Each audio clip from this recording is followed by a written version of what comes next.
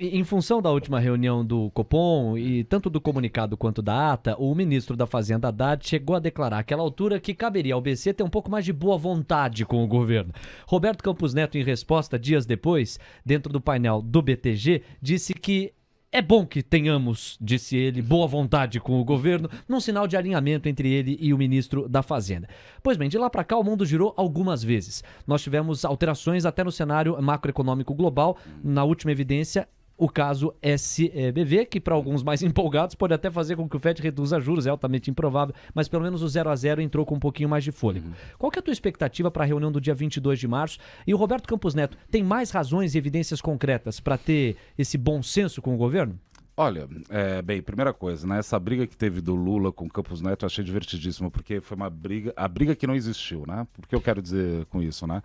O Lula ia demitir o Campos Neto? Resposta, não. Não. O Campos Neto não vai cortar a taxa de juros esse ano? Resposta, não. Ele vai cortar a taxa de juros, né? Até o próprio mercado, né? Você pega o foco, já estava com 12,75. Então, assim, foi uma discussão que, sei lá, né? Eu fico impressionado. O Lula está no terceiro governo, a gente ainda tem dificuldade de ler o cara, né? É óbvio como o Lula funciona. Ele bate a sopa o tempo todo. É o jogo dele. Enfim, não estou aqui para criticá-lo nesse sentido, né? Mas, assim, a gente tem que ser nós do mercado, porque alguém que não é do mercado, tudo bem cair nesse cuido. Mas a gente tem que ser um pouco menos ingênuo a respeito disso, na minha opinião, porque o jeito dele é sempre assim. Agora sim, a respeito da dinâmica de juros no Brasil. Sim, vai ter que cortar a taxa de juros, porque sim, existe um problema de crédito no Brasil, que está se tornando se tornando cada vez mais agudo. Né? O problema não é a taxa de 13,75. Esse caso do banco, do Silicon Valley Bank, né, que quebrou, mostra muito bem um negócio que a gente chama na literatura de risco de juros. O que isso quer dizer? É um risco que, quando você tem uma elevação muito forte de juros, isso implica dizer que, bem, vou falar aqui, rezar a missa para padre, todo mundo sabe o que eu vou falar, né? Quando sobe a taxa de juros, quer dizer que o PU do título cai. Dependendo como você faz, o problema não é a taxa terminal, é 5, é 6, é 3,75. O problema é quando você tira de 0,25 e sobe na porrada, por assim dizer, isso gera um problema dentro dos balanços bancários sérios. Parênteses aqui. O André está se referindo à dinâmica oposta complementar dos títulos de dívida. Quanto maior o rendimento, menor será o valor de face e vice-versa. Então, Exatamente. Se a gente teve uma alta que saiu de 0,25 de rendimento para quase 5%, a gente está falando de uma porrada enorme contrária no valor de face dos títulos. Né? E é esse que é o problema. Né? Nesse caso desse banco, ele tinha títulos que eles categorizaram como, vou levar o vencimento, né? Hatch maturity, né?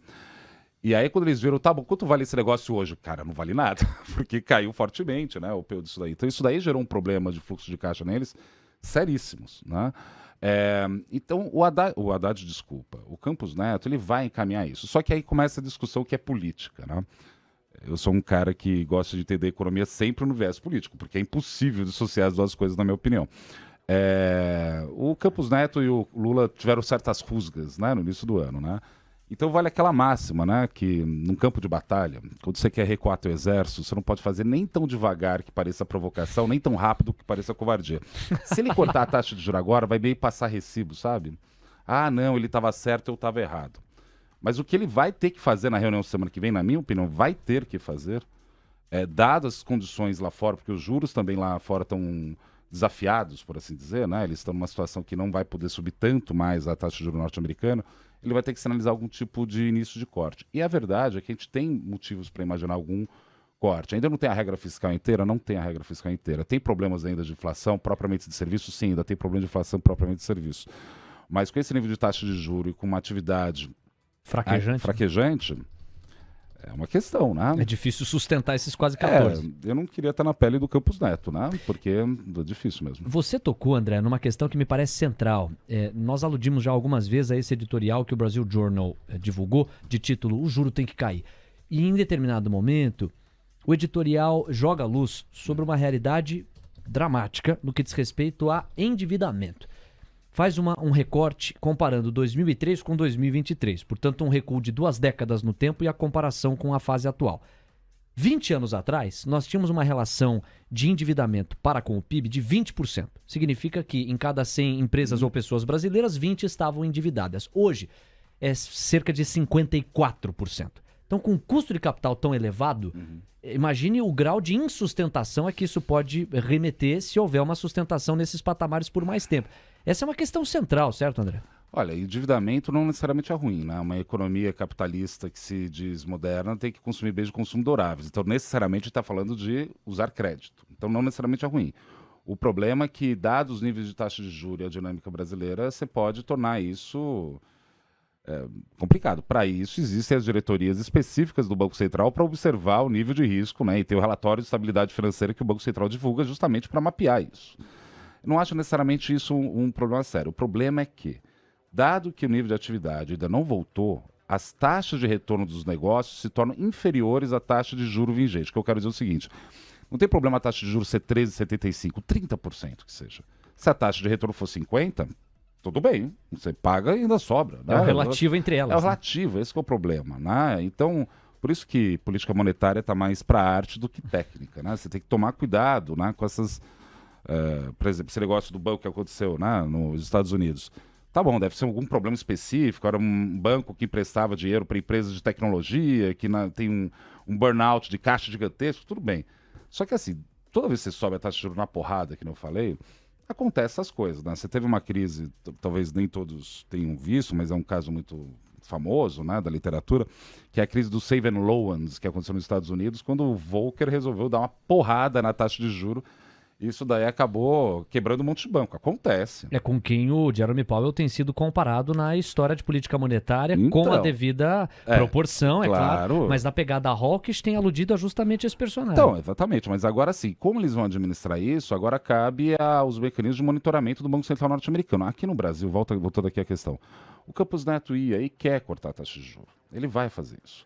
Agora, o caminho para fazer isso ele tem que iniciar agora. Coisas que estão observando. Se é verdade que os juros lá fora não vai subir tanto, vai subir, mas não tanto que nem se imaginava por conta disso, já abriu um espaço aqui, né, para juros também encaminhar alguma queda. Se é verdade que juros está caindo, vai ficar mais baixo, deve haver até algum tipo de frenesi ou animação em bolsa, né? Até em outros ativos, né? Criptomoedas está indo muito bem, obrigado. Né? Hoje subiu mais de novo, estava subindo acho que mais de 15%. Sim, o Bitcoin. Bitcoin, né? Se eu não me engano, né? Mas isso aí implica dizer também que moedas emergentes podem se apreciar. Se o real se aprecia, né, vamos supor que vai para R$5, aí os mesmos que falavam que o juro tinha que ficar elevado por conta da inflação vão ser os mesmos que vão falar que tem que cortar a taxa de juro, entre outros motivos, porque a situação, aparentemente no relativo, que é o que importa, né, para a gente do mercado, não está tão ruim. Então, assim, o Campos Neto tem uma missão de construir isso nesse primeiro momento, no nível da retórica, né? Fazer política monetária no gogó, que nem se brinca, né? Não tem nada de desrespeitoso que eu estou falando. Parte do instrumento de política monetária é a comunicação. E então, o alinhamento de expectativa que da comunicação provém. Né? Exatamente isso. Então ele vai começar, acho que, a encaminhar isso. Se as coisas se encaixarem do jeito que se espera, eu imagino que renda variável pode ter um bom momento nos próximos dias, pelo menos semanas. E aí, gostou desse conteúdo? Olha, de segunda a sexta, das 8h30 ao meio-dia, tem muito mais ao vivo aqui no YouTube do TC. Eu te espero no Expresso da Manhã. Até lá!